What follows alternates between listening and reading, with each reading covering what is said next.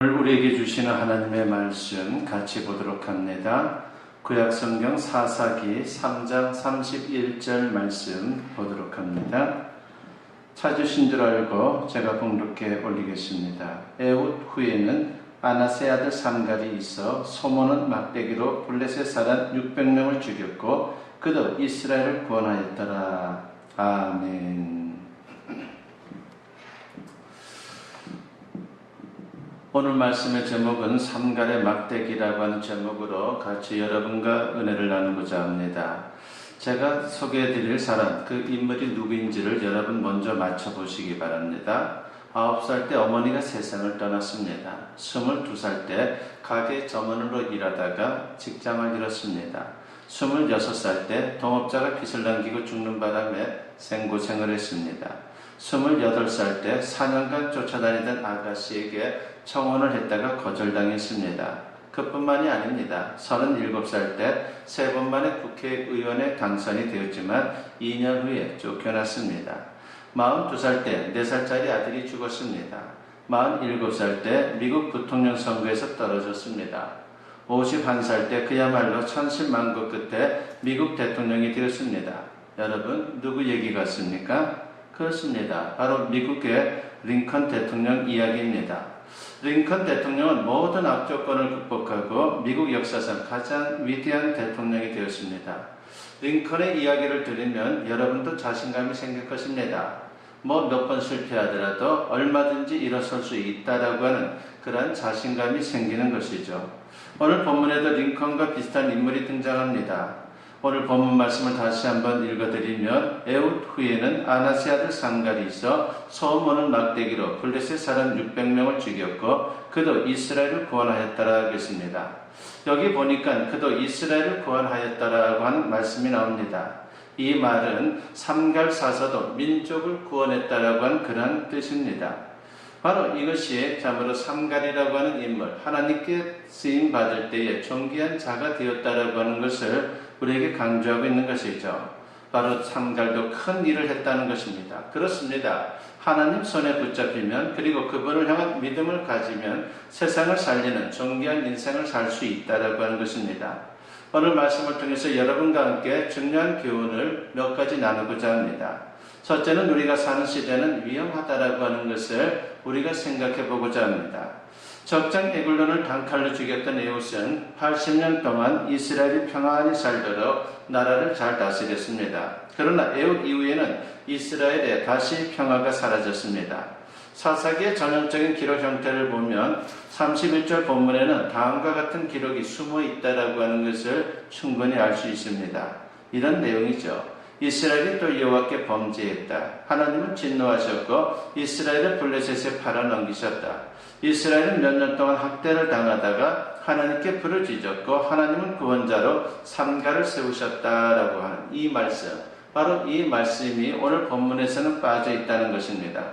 삼갈이 살던 시절 이스라엘의 형편은 어땠습니까? 사사기 5장 6절에 보니까 아나세 아들 삼갈의 날에 또는 야일의 날에는 대로가 비었고 길의 행인들은 오솔길로 다녔도다라고 했습니다. 여기서 대로가 비었고 오솔길로 다녔다라고 하는 말은 무슨 뜻입니까? 대로가 비었다는 것은 대로로 가면, 큰 길로 가면 위험했다는 것입니다. 그래서 사람들이 대로를 피해서 조그만 오솔길로 다닐 만큼 블레셋 사람들의 위협이 컸다라고 하는 것을 오늘 본문은 말하고 있는 것이죠. 삼갈은 참 어려운 시대를 살았습니다. 그렇다면 우리가 사는 시대는 어떻습니까? 안전하다고 봅니까? 우리가 사는 시대도 삼갈이 살았던 시대 못지않게 여러 분야에서 위험 요소들이 많습니다. 불에 뛰어들다가 툭툭 부딪혀서 떨어지는 그러한 불나방을 우리가 생각해 볼 수가 있습니다. 이 불나방들은 자신의 동료들이 그렇게 불에서 떨어지는 그 모습을 보면서도 여전히 불로 뛰어드는 그러한 모습을 보이죠. 바로 이 모습처럼 사람들이 돈과 성과 쾌락의 불로 계속 뛰어드는 것이 오늘 우리의 현실입니다. 단적인 예로 포괄적 차별금지법이라고 하는 것을 생각해 볼 수가 있을 것입니다. 그 안에는 다양한 소수자들에 대한 보호를 언급합니다. 그러나 그 중에서도 문제가 되는 것은 동성애 차별금지법입니다. 어떤 사람도 차별해서는 안 됩니다. 그러나 동성애를 법적으로 보호하는 것은 심각한 문제가 될 수밖에 없다라고 하는 것입니다. 포괄적 차별금지법이 통과되면요, 동성애를 좋게 표현하고 동성애 장면을 노골적으로 묘사하는 영화가 수시로, 아니 엄청나게 쏟아져 나올 것입니다. 각종 언론 매체들이 거리낌 없이 동성애를 옹호할 것입니다. 중고등학교, 대학교 기숙사와 군대 내무반에서 동성애가 공공연히 이루어져도 막을 길이 없을 것입니다. 교사들도 동성애가 나쁘다라고 하는 말을 못할 것입니다. 목회자들이 동성애를 정지하는 설교를 하면 어쩌면 500만 원 이상의 벌금형을 받고 전과자가 될 수도 있습니다. 청소년들과 청년들과 많은 사람들이 동성애에 대한 호기심을 갖게 될 것이고 유혹도 받을 것입니다. 결과적으로 결혼율이 떨어지고 출산율은 더 떨어지고 에이즈의 50%가 동성애 때문이라고 하니 에이즈가 엄청난 속도로 확산될 수밖에 없습니다. 무엇보다 중요한 것은 하나님께서 동성애에 대해서 혐오를 하신다라고 하는 것입니다. 레위기 20장 13절에서 하나님은 무슨 말씀을 하시죠? 누구든지 여인과 동침하든 남자와 동침하면 둘 다 가증한 일을 행함인즉 반드시 죽일지니 자기의 피가 자기에게로 돌아가리라 하고 있습니다. 동성애를 하면 죽일 정도로 동성애는 엄청난 죄악이다라고 하는 것입니다. 여러분 생각해 보십시오. 여러분 아들들이 결혼한다고 집에 남자 배우자감을 데리고 온다면 어떠하겠습니까? 여러분 딸들이 결혼한다고 해서 여자 배우자감을 데리고 온다면 또 어떻겠습니까? 기가 막힐 노릇 아니겠습니까? 창세기 9장 1절 말씀에 보니까 하나님이 노아와 그 아들들에게 복을 주시며 그들에게 이르시되 생육하고 번성하여 땅에 충만하라고 했습니다. 여러분 생육하고 번성하는 것은 하나님의 축복입니다. 그런데 이 축복은요 남자와 여자가 한 몸이 될 때 가능합니다. 그래서 남자와 여자가 결혼하여 한 가정을 이루는 것이고 그 가정을 통해 자녀들을 낳고 하나님의 축복을 경험하는 것입니다. 그래서 동성애는 단호히 거절해야 되는 것이고 반대해야 한다라고 하는 것입니다. 그런데 지금 정부와 진보적인 정치인들이 동성애를 합법화시키는 일에 앞장서고 있습니다. 최근에 코로나19로 기독교 소모임은 금지하면서 동성애 축제인 쾌요 축제를 서울시에서 허용했다라고 하는 그런 얘기를 들었습니다. 우리나라가 소돔과 고모라 성이 되어가고 있습니다. 그러므로 성도들은 포괄적 차별금지법을 반대해야 합니다. 이것이 통과되면요 대한민국은 망하는 것입니다. 일부 사람들은 동성애가 선천적인 것이다라고 말하지만 성경은 동성애는 선천적인 것이 아니라고 분명히 말씀합니다. 동성애는 인간 본성에 맞는 순리가 아니라 인간 본성에 어긋나는 영리라고 하는 것을 성경은 강조합니다. 그래서 사도 바울은 로마서 1장 26절과 27절에서 이런 말씀을 하죠. 그들의 여자들도 순리대로 쓸 것을 바꾸어 영리로 쓰며 그와 같이 남자들도 순리대로 여자 쓰기를 버리고 서로 향하여 음욕이 부릴 듯하며 남자가 남자와 더불어 부끄러운 일을 행하여 그들의 그릇 때문에 상당한 보응을 그들 자신이 받았느니라 하고 있습니다. 소돔 고모라가 왜 불과 유황심판을 받은 것입니까? 동성애 때문입니다. 사사시대 사람들이 멸망의 길로 달려갈 때에 사람들이 무슨 짓을 했는지 아십니까? 동성애를 했습니다. 로마의 폼페이가 왜 불바다가 되었는지 아십니까? 거기에 성적 타락이 있었고 동성애가 있었습니다. 동성애는 하나님의 진노와 심판을 격발하는 혐오스러운 죄악이라고 하는 것입니다. 지금 포괄적 차별금지법을 통해 동성애를 합법화시키려고 하는 그런 시도가 있습니다. 우리나라를 파괴하려고 하는 악한 블레셋의 세력들이 여기저기서 들끓고 있는 것입니다. 어떻게 해야 합니까? 오늘 본문의 상가는 바로 우리에게 그 해답을 주고 있습니다. 그래서 두 번째로 우리가 생각해 보고자 하는 교훈은 말씀에 순종해야 한다라고 하는 것입니다. 어려운 시대에 하나님은 아나세 아들 농부 상가를 구원자로 부릅니다. 상가는 전투훈련을 받은 군인이 아닙니다. 상가는 그저 농사짓는 농부입니다. 그러나 하나님께서 상가를 부르셨을 때 그는 불평하지 않고 하나님 말씀에 그대로 순종했습니다. 전투 지식도 없고 전투 경험도 없고 전투 능력도 없지만 상갈은 하나님 말씀에 순종했습니다. 그런데 순종이 성공의 비결이었습니다. 삼가는 온열이나 기돈이나 삼손처럼 대단한 인물은 아니었지만 하나님 말씀에 순종했다고 하는 것입니다. 삼가는 전혀 예상치 못한 지도자였습니다. 그러나 하나님이 세우실 때 순종하기만 하면 하나님은 당신의 능력의 오른팔로 붙잡으시고 놀라운 일을 이루어 가신다라고 하는 것입니다. 그래서 무명한 사람도 하나님 손에 붙잡히면 놀라운 일을 이룰 수 있습니다. 평범한 사람도 하나님 손에 붙잡히면 비범한 사람이 될 수 있습니다. 고린도서 4장 7절 말씀에 보니까 우리가 이 보배를 질그릇에 가졌으니 이는 심히 큰 능력은 하나님께 있고 우리에게 있지 아니함을 알게 하려 함이라 하겠습니다. 질그릇은 떨어뜨리면 깨지기 쉽고 깨지면 엿정수도 가져가지 않습니다. 우리 인간은 강한 것 같아도 사실 질그릇같이 약한 존재라고 하는 것입니다. 손에 장갑을 끼고 일하다 보면요, 장갑이 물건을 잡고 일하는 것처럼 그렇게 보이지만 손에서 장갑을 벗어버리면 장갑 스스로는 아무것도 할 수 없다라고 하는 것입니다. 이처럼 우리는 하나님께 붙잡을 때만 능력 있고 강하고 존귀하게 쓰임받을 수 있는 것입니다. 평범한 사람, 부족한 사람도 하나님 손에 붙잡혀 순종하면요 놀라운 일을 할 수가 있습니다. 그런데 하나님은 우리를 하나님의 자녀로 선택했다라고 하는 것입니다. 얼마나 놀라운 은혜인 것입니까? 고린도전서 1장 26절부터 29절에 보니까 형제들아 너희를 부르심을 보라. 육체를 따라 지혜로운 자가 많지 아니하며 능한 자가 많지 아니하며 문벌 좋은 자가 많지 아니하도다. 그러나 하나님께서 세상에 미련한 것들을 택하사 지혜 있는 자들을 부끄럽게 하려 하시고 세상에 약한 것들을 택하사 강한 것들을 부끄럽게 하려 하시며 하나님께서 세상에 천한 것들과 멸시받는 것들과 없는 것들을 택하사 있는 것들을 폐하려 하시나니 이는 아무 육체도 하나님 앞에서 자랑하지 못하게 하려 하심이라 하겠습니다. 그렇습니다. 우리 인간은 한 사람 한 사람 다 약점들을 가지고 있어요. 완벽한 사람은 존재하지 않습니다. 그것이 우리의 한계라고 하는 것이죠. 리그 워렌 목사의 목적이 이끄는 삶에 보면요 이런 글이 나옵니다. 아브라함은 노인이었고 야곱은 불안한 상황에 있었으며 레아는 예쁘지 않았고 요셉은 매도당했으며 모세는 말더듬이었고 기도는 가난했으며 삼손은 의존적이었고 라합은 부도덕했으며 다윗은 가늠했을 뿐만 아니라 온갖 가정 문제를 갖고 있었으며 엘리야는 자살을 생각했었고 요나는 마지못해 하는 사람이었고 나오미는 가부였고 세례요한은 괴팍한 행동의 소유자였으며 베드로는 즉흥적이고 성격이 불같았으며 마르다는 늘 걱정이 많았고 사마리아 여인은 여러 차례 결혼 생활에 실패했으며 삭개오는 사회에서 따돌림 당했고 도마는 의심이 많았고 바울은 건강에 문제가 있었고 디모데는 마음이 연약했다고는 이런 글이 나옵니다. 여러분 보십시오. 하나님 손에 붙잡힐 때에 그리고 그 붙잡힐 때 순종하면요 세상을 살리는 존귀한 인물이 될 수 있는 것입니다. 가치 있는 인생을 살아갈 수 있다라고 하는 것입니다. 삼가를 택하신 하나님께서 저와 여러분도 택해 주셨습니다. 그 하나님만 우리가 온전히 신뢰하고 그분 말씀에 순종함으로 존귀하게 쓰임받을 수 있는 우리 모두가 되었으면 합니다. 세 번째로 오늘 본문을 통해 우리가 생각해 볼 수 있는 교훈은 헌신해야 한다라고 하는 것입니다. 하나님은 뜻밖의 사람을 구원자로 세울 뿐만이 아니라 뜻밖의 도구를 사용하시는 분이십니다.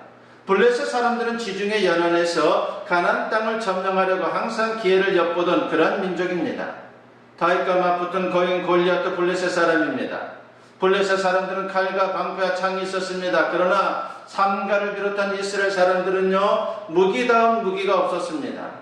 삼갈이 사용한 소막대기는 길이가 2.5m 정도 됩니다. 그런데 삼갈은 소막대기로 블레셋 용사 600명을 죽였습니다. 삼갈이 하나님 손에 붙잡히자 형편없는 무기라 할지라도 놀라운 승리를 거두었다라고 하는 것입니다. 우리 손에 형편없는 것이 있다 할지라도 그것을 하나님께 온전히 바치면 하나님은 그것으로 놀라운 일을 행하신다라고 하는 것을 우리는 잊어서는 안 됩니다. 오병이어의 기적을 잘 알지 않습니까? 여러분 오병이어를 예수님께 바쳤을 때에 예수님은 그것으로 5,000명을 먹이고도 12강들이가 남는 역사를 이루었다라고 하는 것입니다. 우리가 가진 것을 하나님께 드리면 하나님은 그것으로 놀라운 일을 이루십니다. 그것이 비록 형편없는 도구라 할지라도 하나님 손에서는 강력한 무기가 되는 것입니다. 하나님께서 내게는 재능도 주지 않고 돈도 주지 않고 외모도 주지 않았다라고 불평하지 마십시오.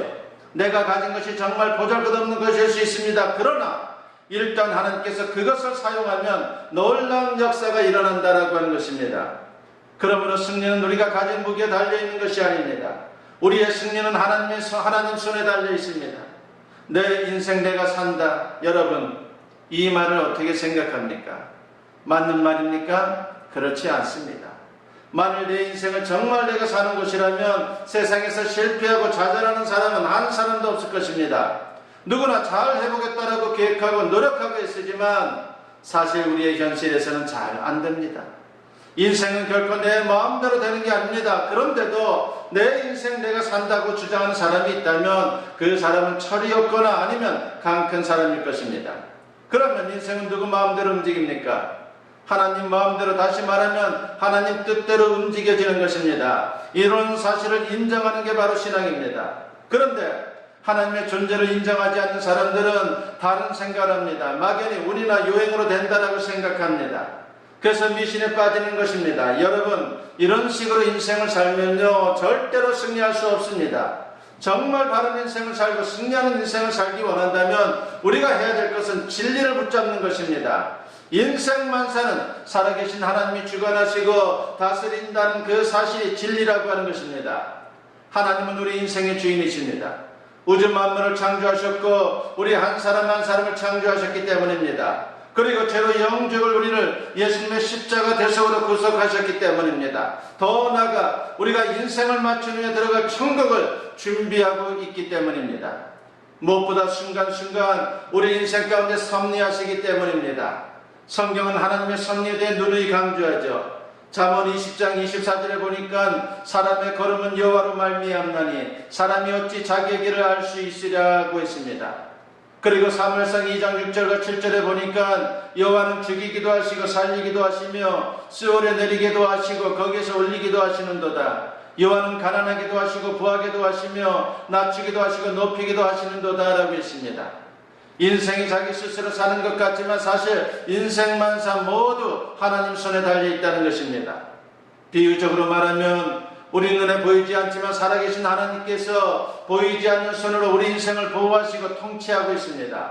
큰일이든 작은 일이든 만사를 주관하십니다. 그러므로 어떤 상황에서도 우리가 할 것은 하나님만 의지해야 하는 것입니다. 예수님은 우리 죄 때문에 십자가에 죽으시고 3일 만에 부활하셨습니다. 여러분, 십자가가 뭡니까? 십자가는 미련하고 무능한 것처럼 보입니다. 그러나 하나님은 십자가를 통해서 우리를 구원하셨고 세상을 살렸다라고 하는 것입니다. 십자가는 삼갈의 막대기처럼 미련해 보이고 무능해 보일지 모르지만 우리를 구원하신 하나님의 지혜이며 하나님의 능력인 것입니다. 삼갈을 세우신 하나님께서 우리도 세상을 살리는 능력의 인생으로 세우신 줄로 믿습니다.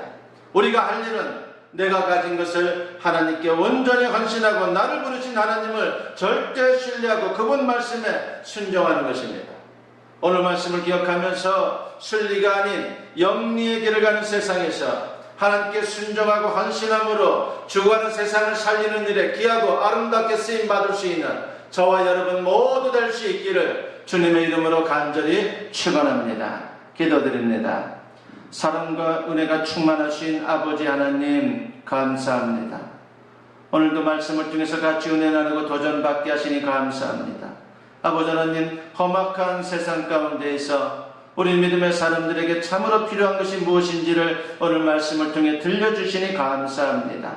아버지 하나님, 우리가 의지할 분은 하나님밖에 없다라고 했습니다. 하나님 의지하고 하나님께 헌신함으로 말미암아 진정 세상에서 존귀한 자들로 쓰임받게 하시고 무엇보다 주와는 세상을 살리는 일에 우리 모두 귀하게 쓰임받게 하여 주시옵소서. 아버지 하나님, 지금 세상에는 포괄적 차별금지법을 통과시키려고 하는 여러가지 시도들이 있습니다. 아버지 하나님, 그 일을 막아주시옵고 우리가 그 일에 앞장설 수 있도록 주님 또한 우리에게 힘을 더하여 주시옵소서. 감사드리옵고 예수님의 이름으로 기도드리옵나이다. 아멘.